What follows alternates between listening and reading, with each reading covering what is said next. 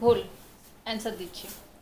যতক্ষণ পর্যন্ত ক্ষমতা হস্তান্তর না করা হবে ততক্ষণ পর্যন্ত প্রিভিয়াস কমিটির কাছেই, প্রিভিয়াস কমিটিতে যারা ছিলেন তারা এখানে আসবেন, বসবেন, কথা বলতে পারবেন। যখন নির্বাচনের পরে যেদিন আমরা ক্ষমতা হস্তান্তর করব সেদিন থেকে এখানে প্রিভিয়াস কমিটির কেউ আসতে পারবে না। কিন্তু যতক্ষণ পর্যন্ত স্টিল নাও আমার প্রেসিডেন্ট কিন্তু ইলিয়াস কাঞ্চন সাহেব এবং জেনারেল সেক্রেটারি আমি। এটা আমাদের গঠনতন্ত্রে আছে, আমাদের কনস্টিটিউশনে আছে। হয়তোবা আপনাদের জানা ছিল না, সেজন্য আপনারা ওই কথাটা মানে শুনছেন, হজম করছেন। আপনারা জেনে নেন হ্যাঁ, গঠনতন্ত্রে আছে আমাদের যে যতক্ষণ পর্যন্ত ক্ষমতা হস্তান্তর না হবে নির্বাচন কমিশন প্লাস যারা রানিং কমিটি যারা আছেন আমরা এখানে বসতে পারবো, কথা বলতে পারবো।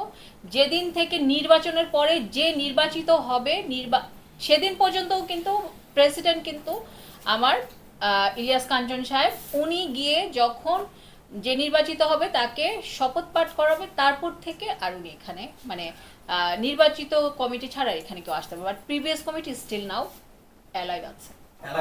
নির্বাচন কমিশন একটা জিনিস, নির্বাচন কমিশন হলো এখন অফিস চালাচ্ছে, আমরা কিন্তু অফিস চালাচ্ছি না। অফিসটা অন্য জিনিস, মানে অফিসিয়াল কোনো, হ্যাঁ অফিসিয়াল ম্যাটারে আমরা নাই, মানে কি অফিসিয়াল ম্যাটারটা যেটা সেটা নেই। কিন্তু ওনারা যে কথাটা বলেছে যে আমরা এই রুমটা ইউজ করছি, রুমে আসছি, এটা কেন করতে পারি আমি কনস্টিটিউশনটা আসলে আপনাদেরকে বললাম। সত্যি কথা বলতে আমি এখনো ওরকম কোনো বাধা পাইনি। কন্ট্রিভার্সন ছাড়া আমার মানে গিবত গাওয়া ছাড়া আর অন্য কোনো বাধা আমি পাইনি। আমি যেটা পেয়েছি শুধু দেখছি ইফতার খাওয়ায় খাওয়ায় আমার বদনাম করা হচ্ছে, যেটা এত খারাপ। মানে আপনারা কেনই বা ইফতারটা খাওয়াচ্ছেন, কেনই বা মানে আমার বদনাম করছেন? কারণ মানে হাদিসেও কিন্তু আছে এটা সংযমের মাস, এটা ইবাদতের মাস। এই মাসে আপনি ইফতার খাওয়ায় কার বদনাম করতে পারেন না, এটা ছাড়া আমি আর কোনো বাধা পাচ্ছি না। থাকে না যে এই যে এত এই জায়গাটাকে আমি অনেক পছন্দ করি। শিল্পী সমিতি, আমাদের সমিতি, শিল্পীদের সমিতি, এই শিল্পী এফডিসি থেকে, BFDC Bangladesh film development corporation থেকে আমি অনেক কিছু পেয়েছি। আজকে নিপুণ হয়ে আজকে যে চেয়ারটায় আমি বসেছি, এখানে বসে পুরো বিশ্ব আমাকে যেভাবে চিনে, আজকে আমাকে যে সম্মানটা দেওয়া হচ্ছে সেটা কিন্তু এই বিএফডিসির জন্য।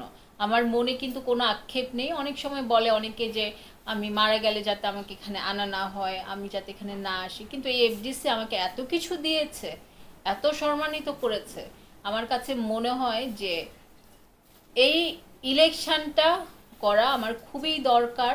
এই জন্য দরকার যে যাতে শিল্পীরা তাদের যেটা স্বার্থ যাতে ওনারা সেটা পায়। একটা মহিলা শিল্পী এসে যাতে সুন্দরভাবে আমার সাথে কথা বলতে পারে।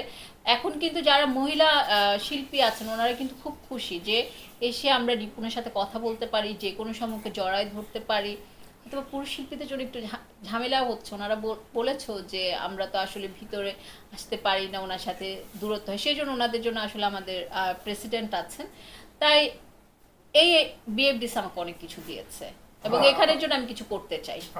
কোর্ট পর্যন্ত তো আসলে গিয়েছি যখন একটা পদ নিয়ে, যখন আমি আপিল করলাম, আপিলরা যখন সব দেখে আমাকে যখন ডিক্লেয়ার করলো, আমার যিনি অপোজিশন ছিলেন তখন উনি যখন কোর্টেটা রিড করলো, তখন সেই রিডটাকে রান করার জন্য, দৌড়ানোর জন্য কিন্তু আমাকে রান করতে হয়েছে। তা আলটিমেটলি তখন আমাদেরকে কোর্টে চলে, এটারই অনেক বড় একটা পদ, হয়তো বা আপনারা এটা কেউ জানেন না। আমি এই মিডিয়া কর্মীদের ভাইদের মাধ্যমে আমি এটা জানাতে চাই, দিস ইজ ভেরি ইম্পর্টেন্ট একটা পোস্ট। আমি বলবো আমার যারা আরও সিনিয়র নারী শিল্পীরা আছেন আপনারা প্লিজ এই পোস্টটাতে ইলেকশন করেন। আপনারা কেন সবসময় ইসিতে ইলেকশন করেন? এই পোস্টটা এমন একটা পোস্ট, এই পোস্টে আপনি কথা বললে সেই কথাটা সবাই শুনবে। আপনি যদি শিল্পীদের জন্য কিছু করতে চান, শিল্পীরা সেটা আপনি করতে পারবেন।